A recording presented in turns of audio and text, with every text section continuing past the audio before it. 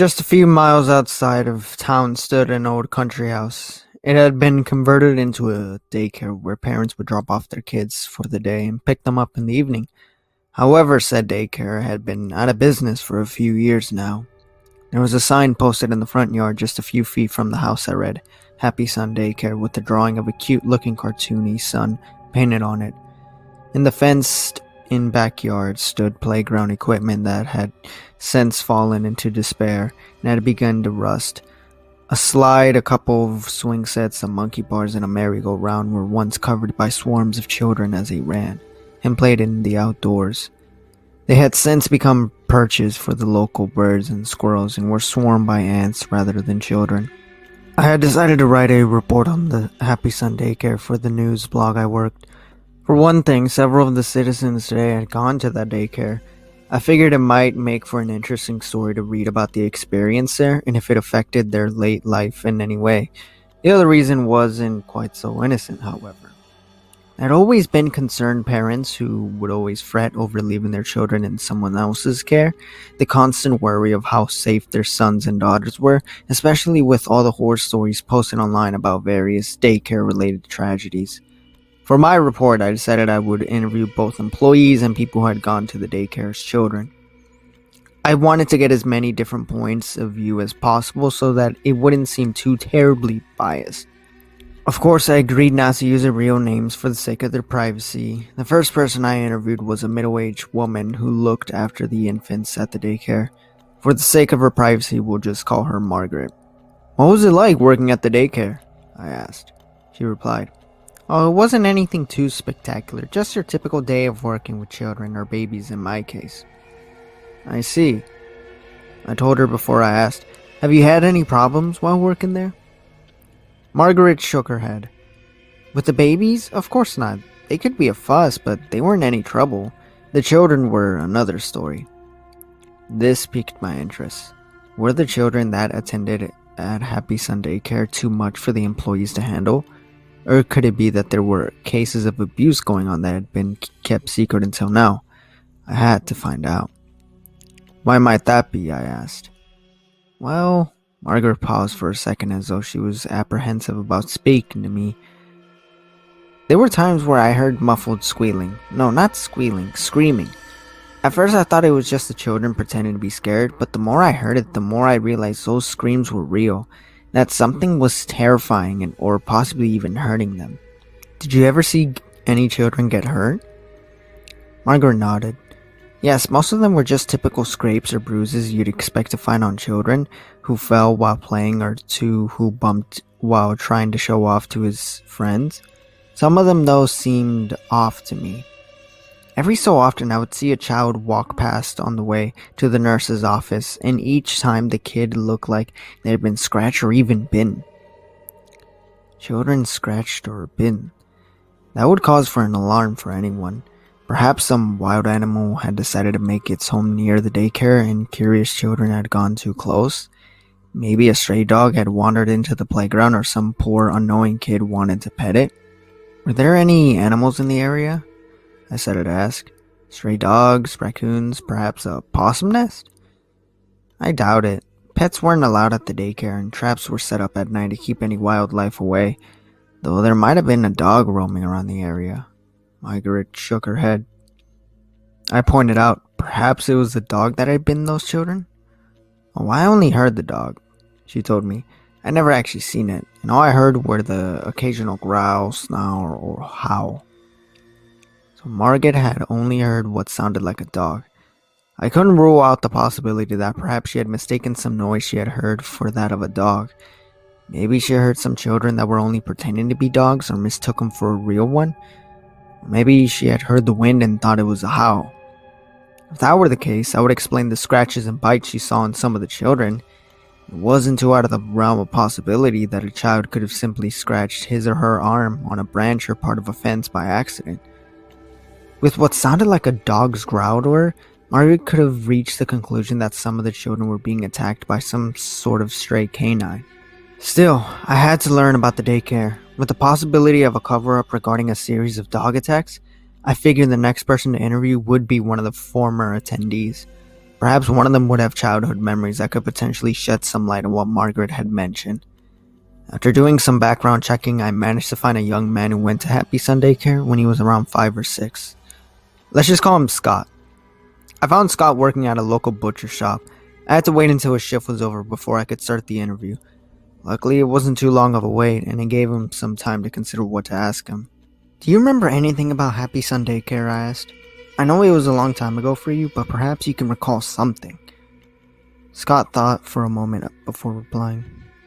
Not much. I was only 5, maybe 6 when I went. I can remember just doing what kids do at that age, play, finger paint, watch cartoons, that kind of stuff. I nodded. Were you a good kid? For the most part, he admitted. Occasionally I'd get in some trouble, nothing too serious though, just your typical kid fussiness, you know? Not wanting to take naps, refusing to eat veggies, that sort of thing. I see, I replied as I wrote down what he told me in a notepad. And was the daycare fair in how they disciplined you? Somewhat. All I ever got was a scolding and the occasional timeout. Pretty much they made you sit in a corner for a few minutes until they felt you were ready to join the other kids. Though you were lucky if that's all you got, Scott pointed out. What Scott said baffled me a bit. They were lucky? How? I began to wonder if perhaps there had been more severe punishments for the more unruly children that attended that daycare. Could there have been some sort of more controversial form of discipline that the employees at the Happy Sunday Care used that they didn't want known to the public? I had to know. What exactly do you mean? I asked. For a brief moment, Scott gave a shudder. He seemed to have recalled something from his childhood that framed him and seemed to have affected him in his adulthood as well. The kids who got in real trouble were sent into the gray door. Scott heaved a high sigh. I've never been in there myself. I knew a few kids that did. Ones that would get into fights or throw huge tantrums, they'd end up going into that room. I don't know what happened in there, but they've always come out shaking with wide eyes. A few would break down crying, some would scream. One kid even threw up before passing out. I frowned slightly. What sort of horrors have there been conducted in the room that had been nicknamed the Grey Door? I then remembered what Margaret had told me and decided to check, see if perhaps there was a connection with her story and what Scott had just said. Did the children have any scratches or bites on them? And did you hear any strange noises? He nodded. A few kids had scratches on them after they left the Grey Door, but I thought they had gotten those before and I just didn't notice them at first. They could have tripped or something. I did hear some heavy breathing. That could have just been some kid panting from running a lot. Hard to say for sure. First, Margaret said that she thought she heard a dog snarling, and now Scott told me he heard heavy breathing with the strange noises, mysterious scratches on misbehaving children, and the mystery of the Grey Door room. I couldn't help but wonder what it was that Happy Sunday Care had been hiding all these years. I thanked Scott for taking the time to speak to me before moving on to the next person to interview. With my curiosity regarding the Grey Door still heightened, I'd figured the next person to speak would be one of the more troubled attendees of the daycare. I had to know more about what went on inside that room, and perhaps one of them could tell me. After doing some background checks, I managed to track down a young woman whom we'll refer to as Alice. She'd been arrested 2 weeks ago for spraying graffiti and was charged for vandalism. Rather than spending time in jail, she agreed to do 4 months of community service. From what I read about her records, it seemed that this wasn't the first time she had gotten in trouble with the law. Were you always this much trouble? I asked her. Alice shrugged. Maybe.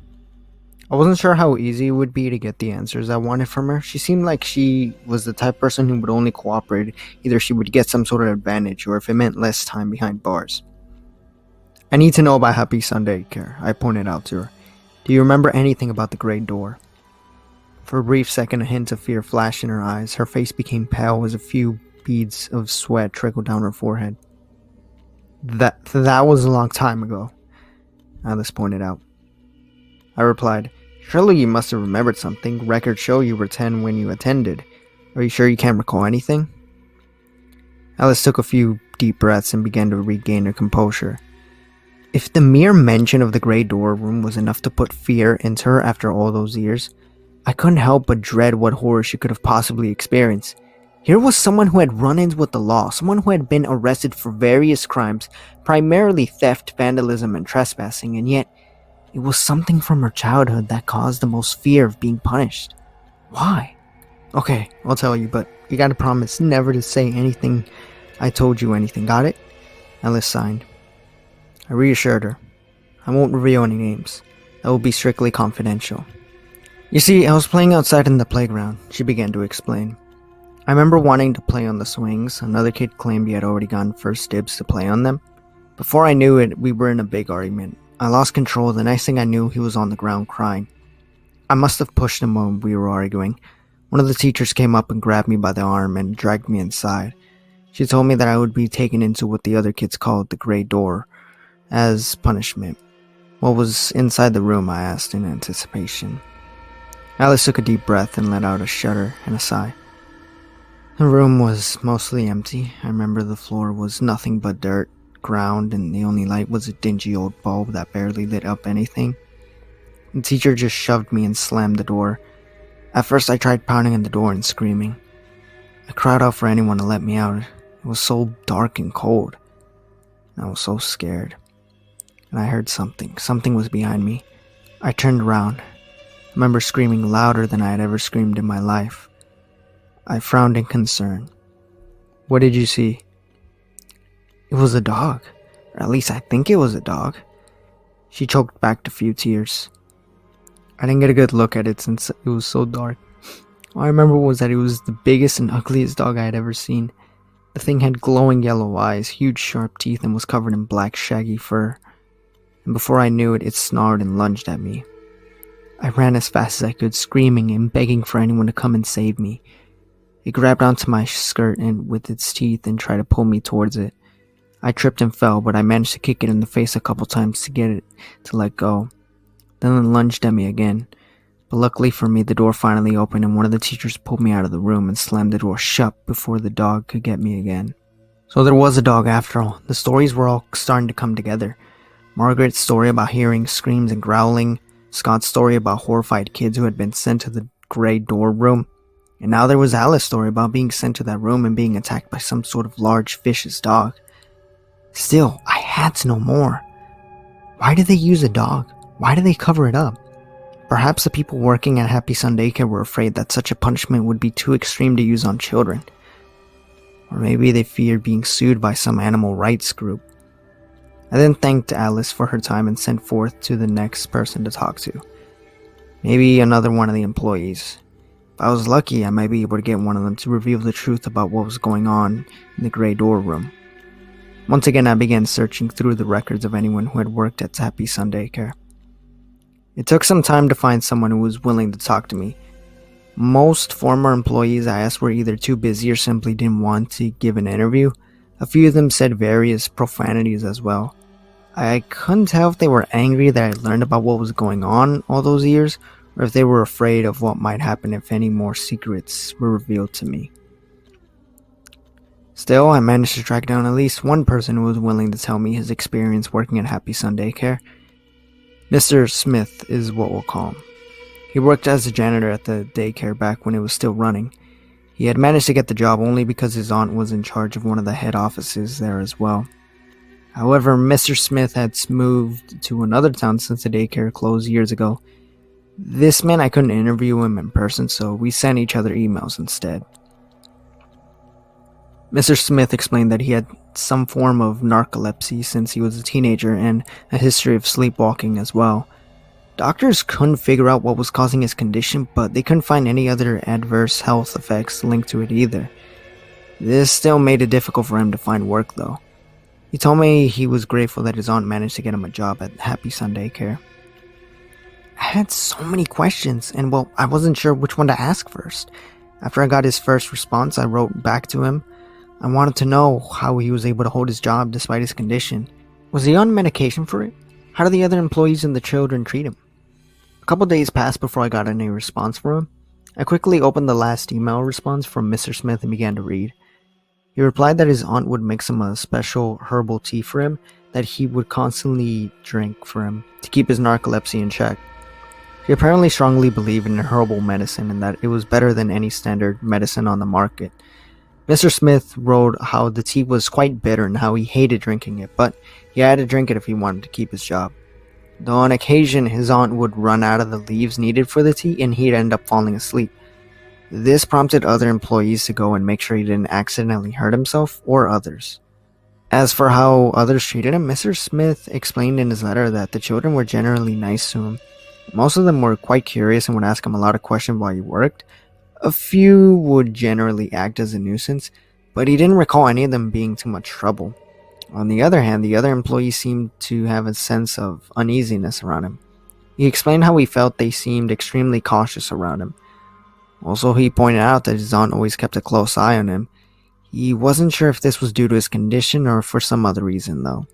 That just caused more questions to form in my mind.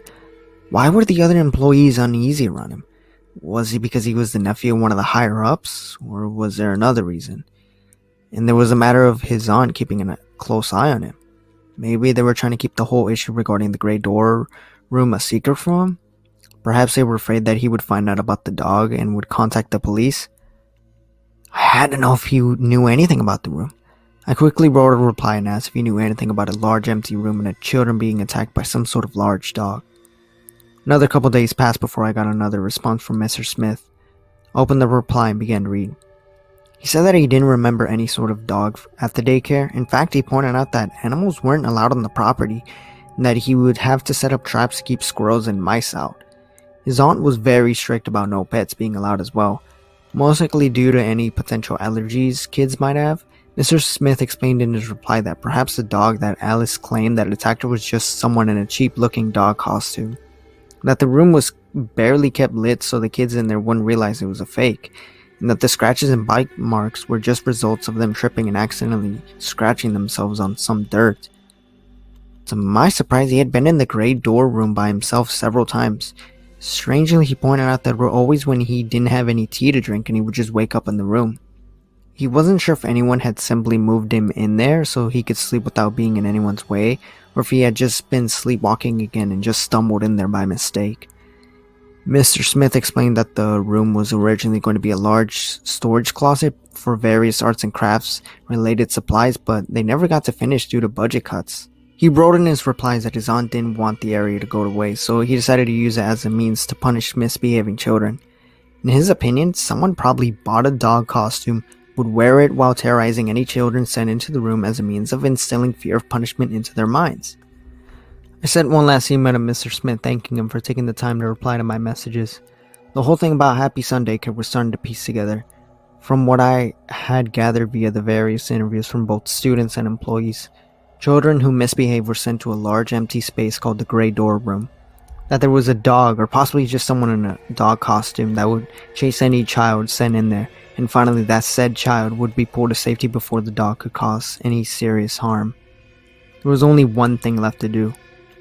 I had to head inside Happy Sunday Daycare and investigate the infamous Gray Door Room for myself. I had to see for myself what was in there that could solve this strange cover-up. Several minutes passed as I drove into the countryside road and towards the abandoned building. I parked the car in front of the driveway and took a few deep breaths. The front door was unlocked, which was lucky for me. I gently pushed the door open and began to look inside. The interior was dingy, covered in a layer of dust. Cobwebs spread over various desks and chairs that haven't been used in quite some time. A musty smell filled the house, mixed with the odor of feces, urine from the rats that made the place their home. It was nauseating, to say the least. After I explored several different areas, I soon found the forbidding gray door that said to lead to the dreaded room. The door was quite heavy, and it took me several tries before I managed to force it open. Just like how Alice had described it, the room was dark and empty with a dirt floor and dingy bulb. Said bulb had burned out long ago, so I used an old desk to prop the door open in order to see anything.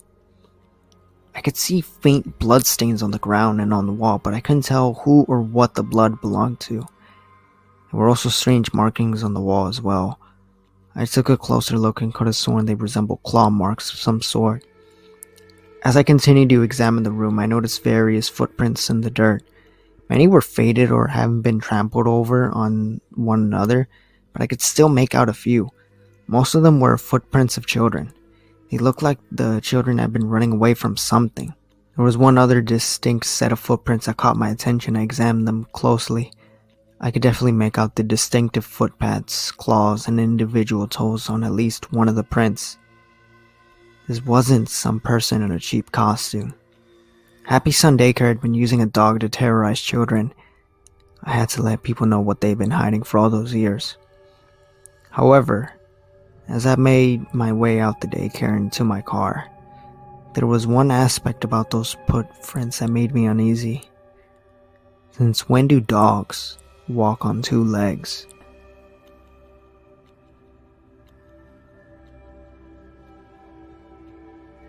And that completes episode 30 of our creepy reading. So let's talk about the story.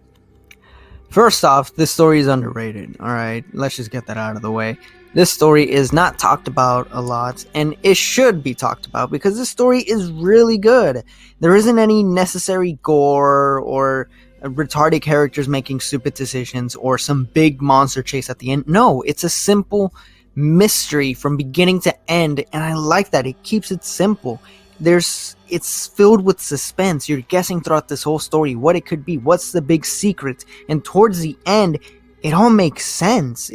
There's never a moment where that is too cartoony or too unrealistic or out of place.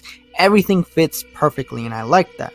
I like how our main character is, he's a journalist. He's not some random schmuck on the internet or just some guy who stumbled upon an ancient secret. No, it's just a journalist trying to get the bottom of why a daycare was hated by so many people, by a community, and we see why. And what I like is that he interviews the employees and also some of the people who went to that school. I like how he gets stories from both sides, and he asks questions that he learned, or I guess what he learned from the interview before, he would then use as a question, for the next interview. I like how he just sort of gets info from these, from the interviews, and then he uses them for others. I guess if that makes sense. I like that. I like how he's using info he gets from other people and uses it for other people. I like that. And it sort of begs the question is like, how much did the employees know? Because towards the end, it's revealed that it was a werewolf. That the janitor, spoiler alert, was a werewolf the whole time. I like that line where, since when do dogs walk on two legs? I like that, and it's, like I said, it keeps you wondering, how much did the employees know? Did they know that he was a werewolf, that his aunt was turning him into one? And also, what was the reason as to why?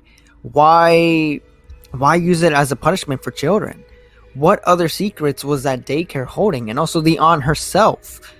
What other potions has she made? Has she done this before? And where is she now? Is she still alive? Is she dead? Was there a day where she gave the potion to her nephew and he ended up killing her in his werewolf state? How did the place get shut down in the end? That's questions like these are, is what you should be asking after a story like this, especially with the twist. Then it does a good job. You ask yourself questions, and it keeps you guessing about the story, making you want more. And I like that. I like how this story succeeded in that regard. And really, I don't have any nitpicks. I think the story is fantastic all the way through, beginning to end. There isn't a moment in the story where I rolled my eyes or I got annoyed or I wanted to end. No, this story from beginning to end is at a good length. The pace is pretty good. The characters are, interesting.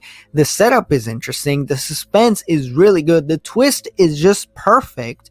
And honestly, a lot of stories should take example from this. And really, I don't have much to say other than really positive things. I don't have any nitpicks. There's no sequel, unfortunately. It's been years since this story has been written, but unfortunately there's no sequel, and I think it's fine. And as much as we would love a sequel for this story, I think it's fine the way it is. So yeah, those are my thoughts on this story. But link will be in the description below for the original story. And with that being said, don't forget to check out my other social medias. Like, comment, subscribe. Don't forget to share this video. And with that being said, I am out.